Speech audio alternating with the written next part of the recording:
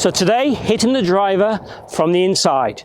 That's important if you want to hit straight drives or draw drives. Now, if you want to hit fades, then obviously we want to be slightly from the outside. But today we're going to share with you why you might not be hitting it from the inside and the fixes. So the cause and the effect, and how then it'll make you drive the ball better as you go forward. So hitting more fairways, hitting longer drives is essential to score lower.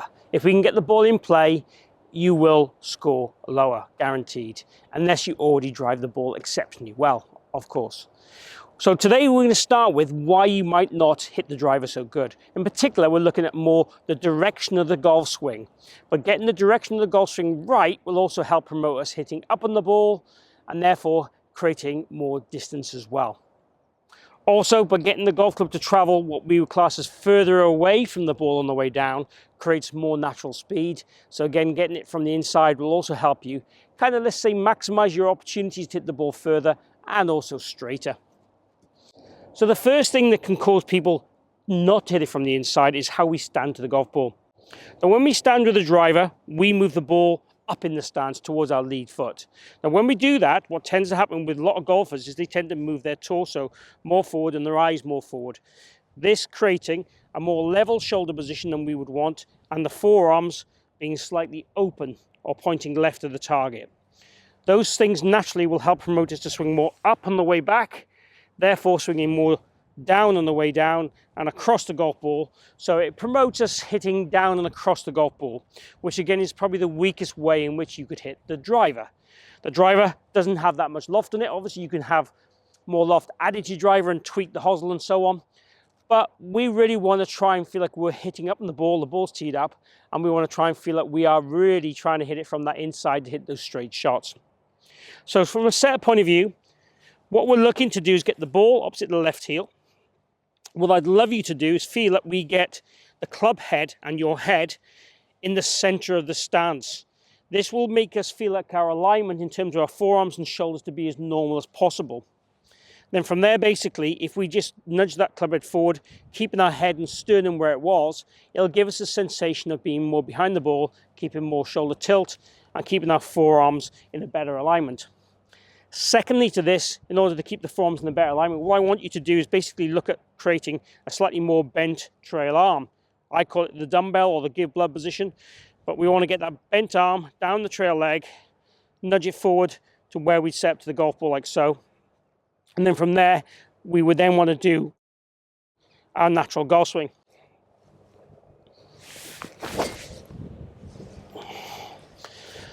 So a worst case scenario, standing to the ball will start to help you flow and function more naturally correct.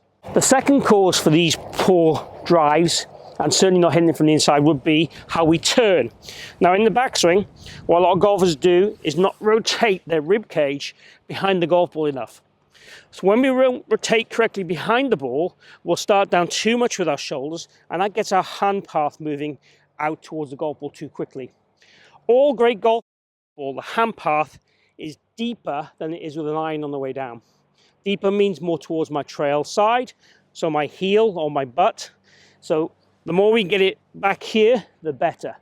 And with a driver, realistically, if we can get this hand path somewhere around our toe line, it's pretty good as a guideline on the way down. So the more we can turn behind the golf ball, stay close and let our hands drop on that more deeper position on the way down, that's ideal to hit it from the inside and hit up on the ball and becoming a successful driver of the ball. So turning behind the ball from a good setup is priority number 2. That's more, as we said, talking about the cause of why we do what we do. Let's give you some things now to work on that get you changing it immediately.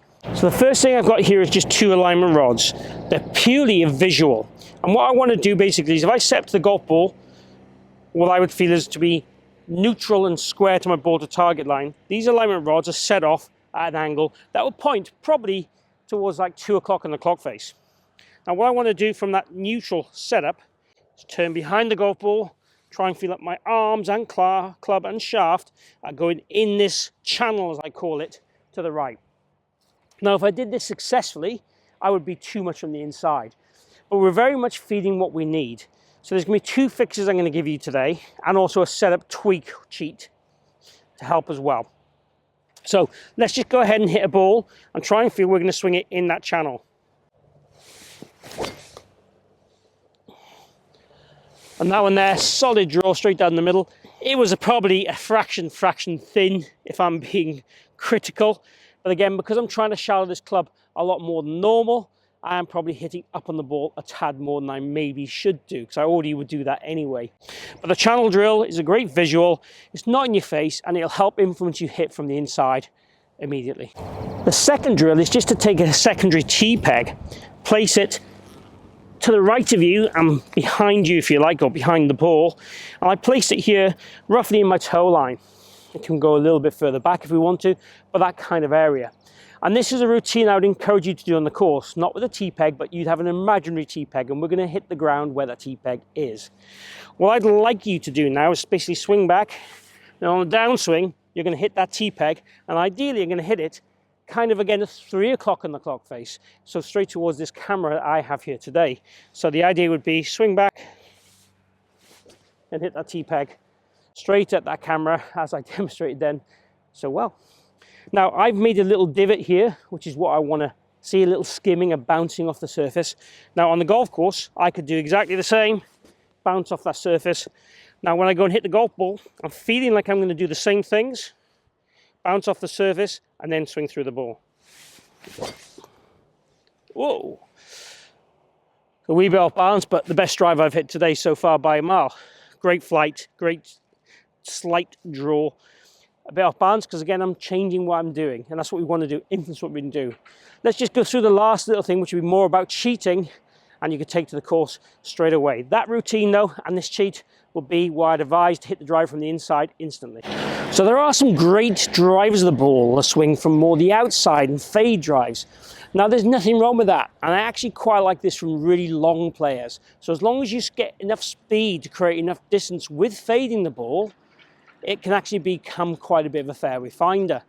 But for most golfers, we need to have that little bit of extra juice out of our drives, enable us to get to those par 4s in 2 and those par 5s maybe even in 2, so to get the scores lower. So it generally helps a lot of other things in the golf swing that we would want to see.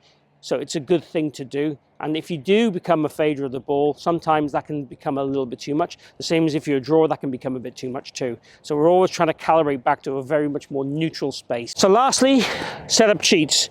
So when we set up to the golf ball, there's 2 things I want you to do. I want you to put the club head behind the ball. Now John Rahm did this in the Masters whenever he wanted to hit a draw shot. He's more of a natural fader. So from there, it just encourages the visuals to go more to the right, the path to go more to the right, and the body to be a little bit more closed at address. Secondly to this, I want to make sure your eyes, the right eye is down and towards our right hip a little bit address. So we're presetting our eyes more like this, rotating them and behind the golf ball with that tilt. Now doing that, again, it encourages us to hit from the inside. Those 2 things are set up, encourage that. So the ideal routine for the golf course, if you're not a driver from the inside, would be the practice swing where we hit the ground back here, then set up into this fashion, and then go ahead and commit and hit the ball as smoothly and naturally as you can from that setup position. So that's how I'd want you to approach the drives on the golf course. And as always, I'm looking for you to influence your normal swing. Not necessarily have a swing A and a swing B, and I'll use my new swing today or my old swing today. If we practice these things little and often, they will integrate into our natural pattern of movement to make our swing change over time.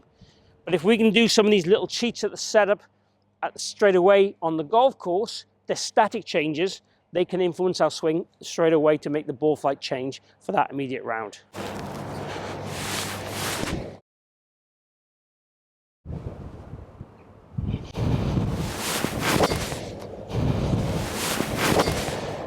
Probably the biggest draw of the lot, but still on the fairway beautifully.